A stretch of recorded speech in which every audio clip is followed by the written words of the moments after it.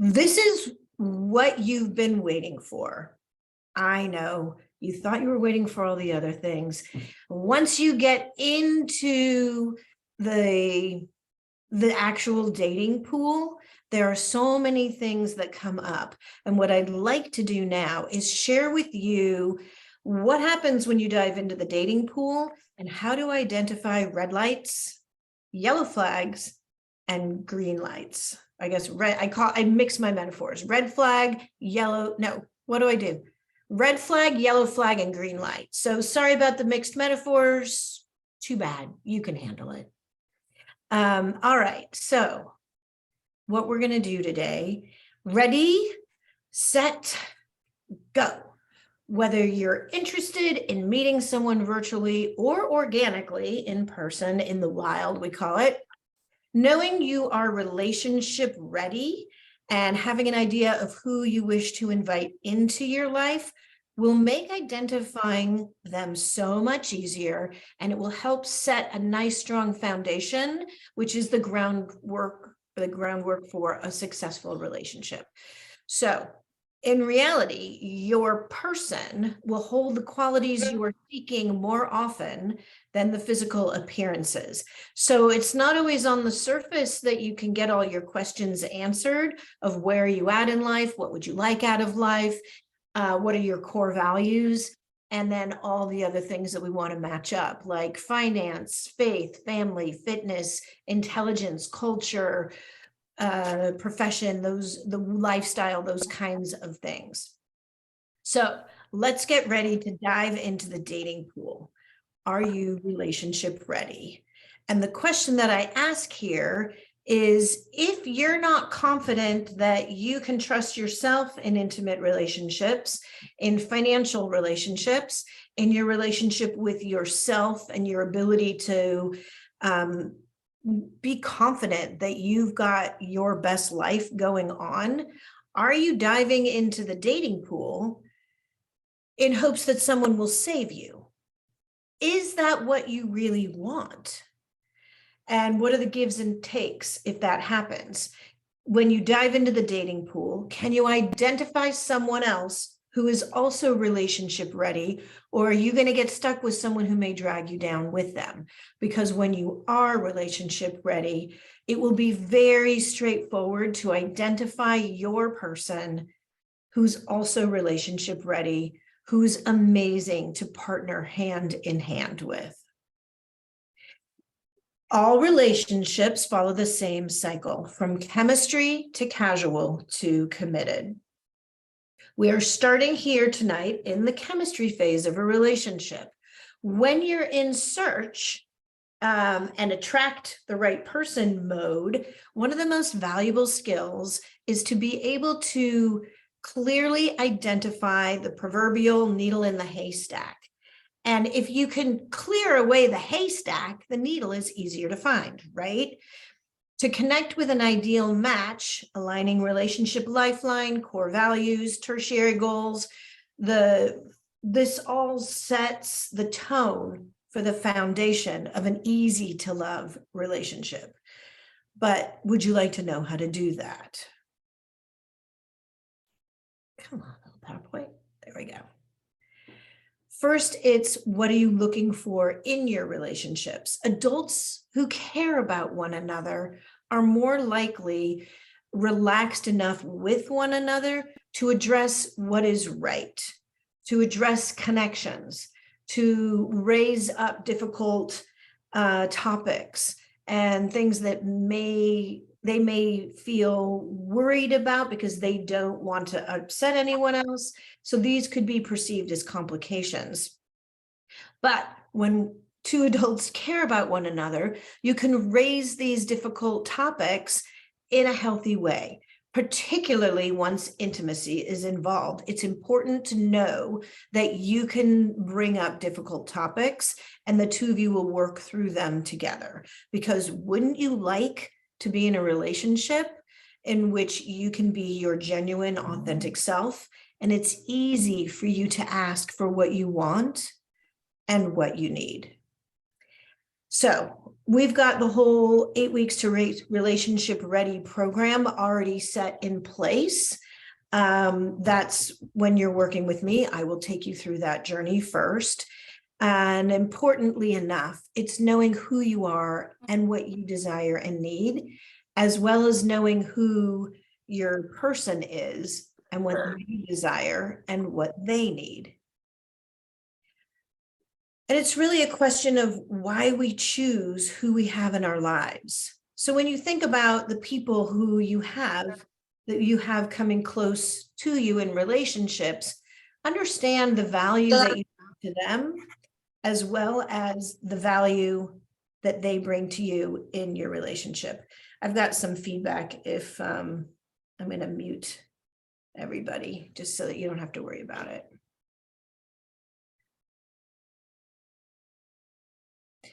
One of the things that I see come up when people are dating, I call it future casting.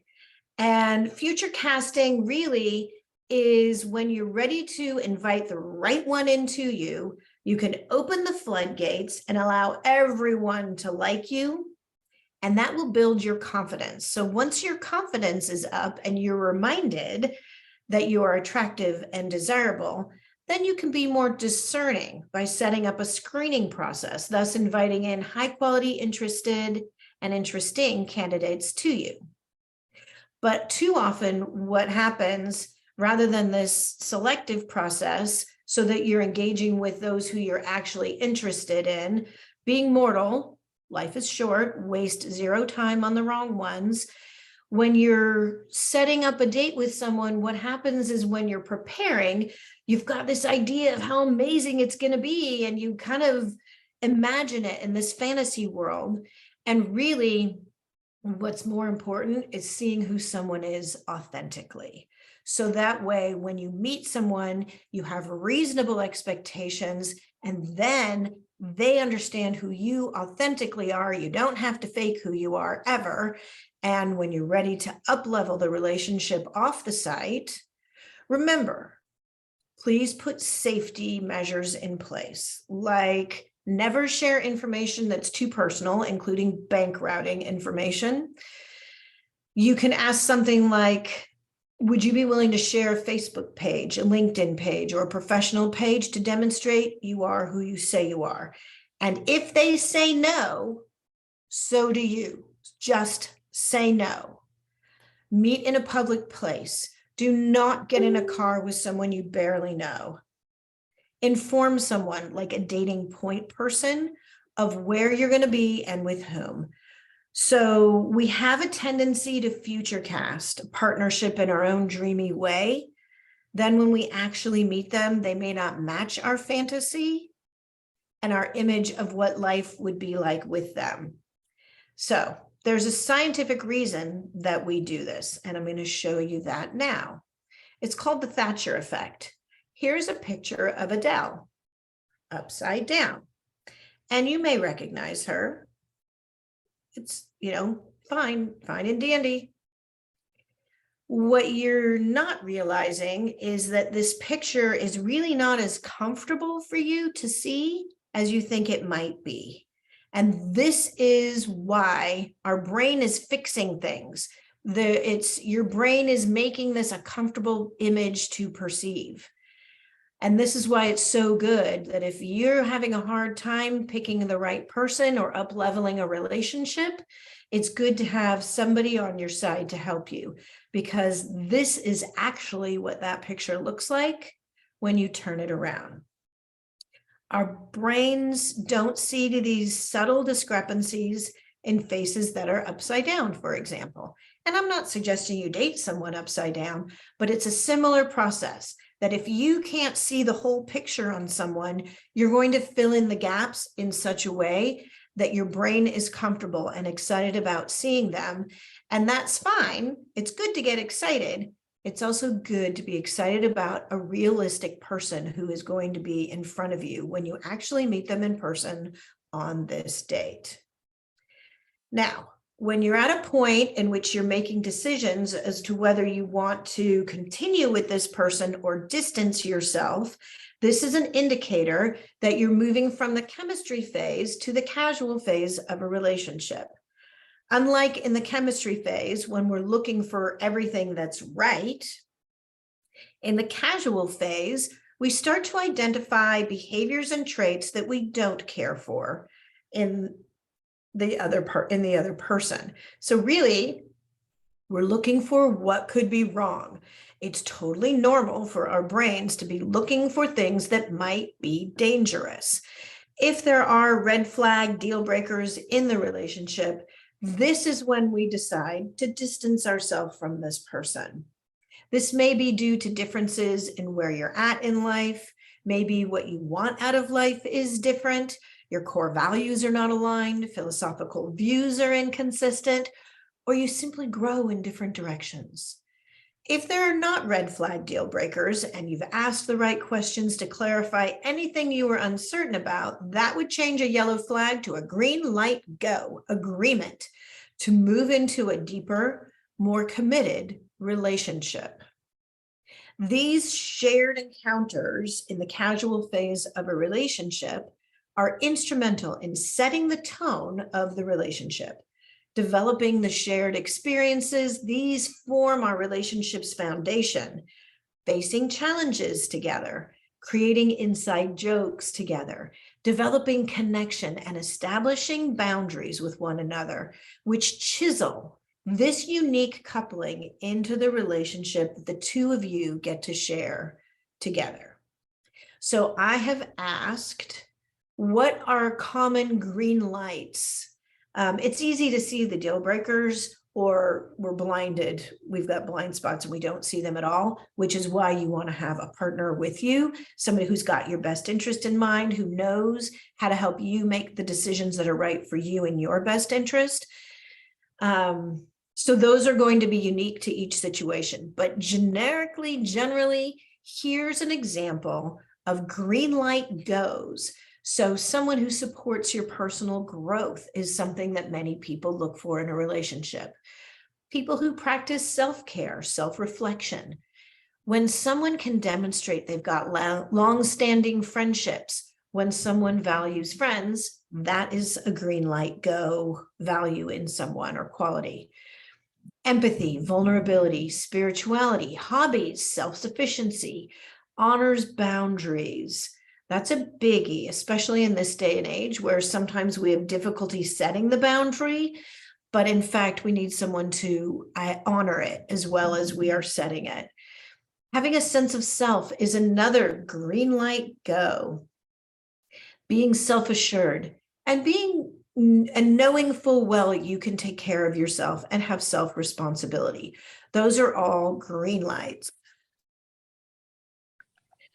And that's just a reminder of the relationship cycle from chemistry to casual to this commitment. When you both agree on where you're at in your connection, that's the commitment phase. This is the green light. It's a go signal that catapults you forward into a new cycle of the chemistry mode. Sharing new experiences sparks a bonding adrenaline rush. Hey, that's also how you invigorate an existing relationship to get the commitment embers reignited into chemistry mode again. It's at this point the relationship upgrades to a more inner circle type of relationship. All relationships flow from chemistry to casual to committed.